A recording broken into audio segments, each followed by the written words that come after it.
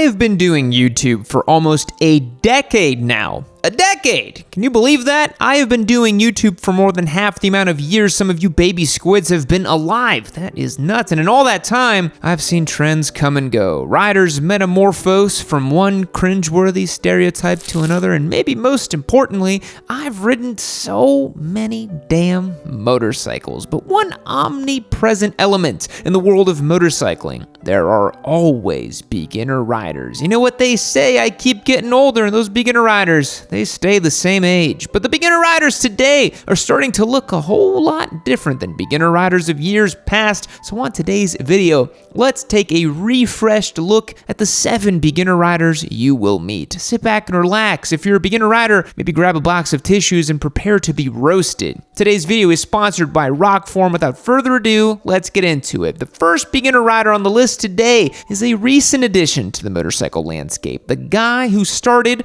on an electric motorcycle. This guy has more cash than he has brains. He thinks engine oil is icky and likes to think that the only thing he needs to maintain on his bike is an aerosol can of keyboard cleaner. He probably wears a Ruroc helmet with a mirrored visor. He drives a Tesla. He eats Lunchables for dinner alone while retweeting Andrew Tate. Is that guy still in jail in Bulgaria or something like that? I don't know. He thinks video games are a waste of time, but spends hours every day taking selfies at the gym to post on his dating profile everywhere he goes. He storms in and says, "Do you guys have EV charging?" His motorcycle has near daily software updates. His antisocial tendencies have made him successful in his career, but incredibly lonely in his personal life. He is as bad in bed as he is at using a clutch. If his electric motorcycle didn't have traction control, he wouldn't be alive. He keeps a running list of everyone who has ever made fun of electric motorcycles. He has paid for a dozen drop shipping courses. He wanted to invest in lithium mining. He is mean to people who work in restaurants. He doesn't know why he even wanted a motorcycle in the first place. He doesn't want anything. He doesn't have feelings. Up next on the list is the beginner Chinese squid. No, I don't mean they're an expat from Hong Kong immersing themselves into American society to collect our intellectual property and steal our women. That would be the TikTok company ByteDance. The Chinese squid prioritizes one thing and one thing only: spending as little money as possible. The Chinese squid falls into a spectrum, with one end falling victim to the Chinese bike-in-a-box scam, buying some wretched hunk off of Amazon shipped right to their door. The confirmation email said that the title would be mailed 3 weeks after purchase, but it never showed up. Neither did all the missing bolts that were nowhere to be found when you tried to assemble the damn thing.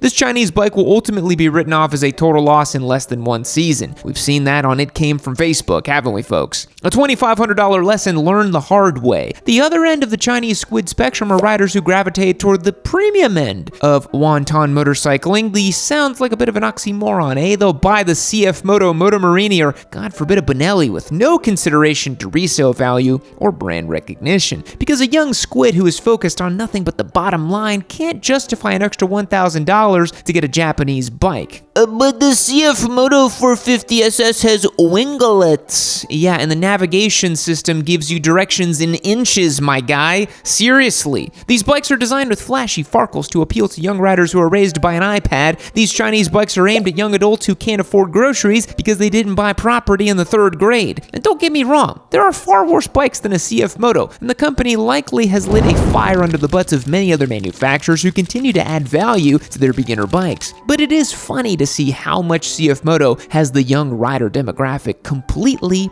pegged. But I guess it makes sense. They've been collecting your data for the last 15 years and all. CF Moto might know you better than you know yourself. And while things can be scary as we collectively march towards an uncertain future, you can find comfort in the fact that some things just don't change. And at least for the foreseeable future, the beginner 600 squid is not going anywhere. You would think the 600 squid would have been bred out of the gene pool by now, but nope. Despite there being access to more beginner rider information and education than ever before, each new generation of riders has an equal amount of squids who start on a 600 because their buddy who rides a leader bike told them Nah, man, don't listen to the dozens of experienced industry professionals. A 600 is totally fine if you don't rev it out too far. The 600 Squid is like the heat death of the universe, a guarantee. The 600 Squid will buy the cheapest Gixxer or CBR 600RR they can find on Facebook Marketplace because they certainly can't afford an R6. They'll install a shorty exhaust muffler, get the cheapest full-faced helmet they can find on Amazon, and as long as it comes with a tinted visor and skip a proper riding jacket in favor of an Icon armored vest, their bike came with super sport tires, so now after one season of burnouts for Instagram, they've got cables showing. But that's okay because they want to spoon on some racing slicks anyways. Their safety isn't actually what's at risk because instead of riding, they spend all their time loitering around parking lots with other sport bike squids, taking photos for Instagram or making incredibly low effort short form content. Their shorty levers are anodized,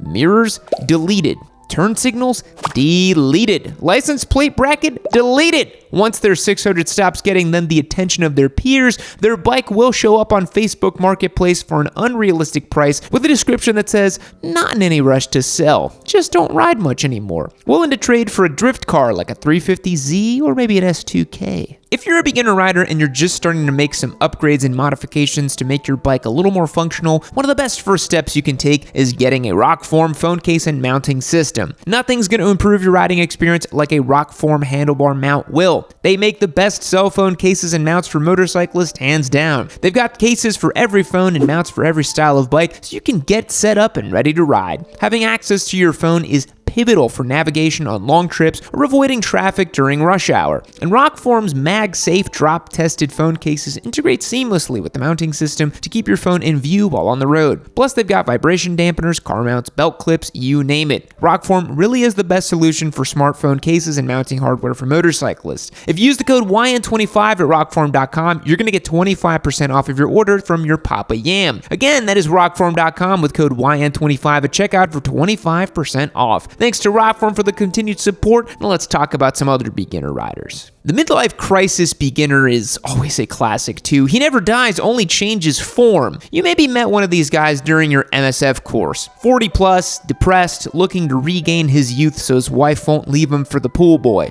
Getting the convertible sports car didn't seem to work. Money is no issue. He's looking at either Ducati, BMW, or Harley Davidson. No doubt about it. He doesn't listen to any input from the MSF instructors, of course, because he's nearly 15 years older than them. And if you're a man who has lived 40 years on Earth, you automatically know everything there is to know about everything. And anyone who tries to teach you something new is just a crisis actor employed by the liberal media to establish coercive control. This guy will show up to bike night on a brand new S1000RR with the M package. His riding jacket, helmet, boots show zero signs of wear, as if he just pulled them off the shelf at Cycle Gear. He'll say, "Oh, hell yeah, nice bike, man, what'd you upgrade from?" And he'll go, "Oh no, this is my first bike. But I mean, I rode dirt bikes when I was a kid. I had a 2-stroke 150 that was wild, man." Then after he drinks 3 extra hop double dry hopped IPAs, he complains about how his kid wants to join the swim team instead of playing football. He'll swing a leg back over his $25,000 bike, and after failing to get the bike started for 30 seconds and fumbling around confused, he realizes he left it in gear. Once he gets it up and running, he'll waddle at 20 yards to the parking lot exit, stall, look back at you, give you a thumbs up, and then rev the bike to the moon as he tries to pull out onto the road because he still has the clutch pulled in.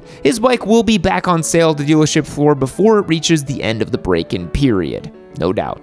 Next beginner rider you're going to meet in 2024 is the Female Motorcyclist. The female rider has made every smart decision you can make when it comes to motorcycling and might be the most well-adjusted person on this list. She's well-trained, educated, and would like to see America establish a tiered licensing system. She started out on a sensible beginner bike, doing a ton of research as well as sitting on dozens of bikes to see what would be the best fit for her size and stature. She doesn't tell fictional stories of seemingly heroic feats, 186-mile-per-hour highway poles, or a 12 o'clock balance point nooner that happened when no one else seemingly was around. She practices ATGAT but doesn't preach it. She's fine with seeing ill-advised alpha males suffer the consequences of their hubris. That's on them, not her. Plus, she doesn't want to attract any unwanted attention. Her presence among other riders provokes cartoonish male responses, jaws on the floor, and shouting, "Unicorn! Oh my god!" She has inadvertently become an Instagram celebrity just by posting the same normal motorcycle content that anybody else would, but because she's a woman, she's seen as a demigod by young male riders.